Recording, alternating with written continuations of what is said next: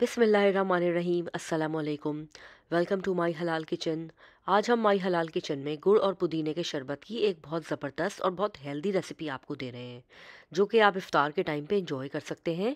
और वैसे भी ये शरबत गर्मियों में बहुत अच्छा लगता है। शरबत बनाने के लिए हमने सबसे पहले थोड़े से गुड़ को पानी में उबाल लिया है। और जब गुड़ अच्छी तरह से मेल्ट हो जाएगा और पानी में उबल के एक शीरा सा बन जाएगा, उस टाइम पर हम चूल्हा बंद कर देंगे। हैंडफुल पुदीना है, इस पुदीने को पानी में डालकर हम ब्लेंडर के जग में और इसको ब्लेंड करके एक अच्छा सा स्मूथ पेस्ट बना लेंगे। जब हमारे पास पुदीने का पेस्ट और गुड़ का शीरा तैयार हो, तो उस टाइम पर ये शरबत बनाने के लिए बिल्कुल रेडी है। सबसे पहले एक जग में आप जो हमने गुड़ का शीरा बनाया था वो डाल दें, और फिर इसके बाद जो मिंट का पेस्ट बनाया था पानी के साथ, उसको आप इसमें ऐड कर दें। अब देख लें कितना पानी डालने की आपको ज़रूरत है। यहाँ पर मैंने 1 गिलास भर के इसके अंदर पानी ऐड कर दिया था, और उसके बाद क्वार्टर लेमन का जूस मैंने इसके अंदर स्क्वीज़ कर दिया था। और नमक था क्वार्टर टीस्पून के करीब, इसको भी मैंने इसके अंदर अच्छी तरह से मिक्स कर दिया था।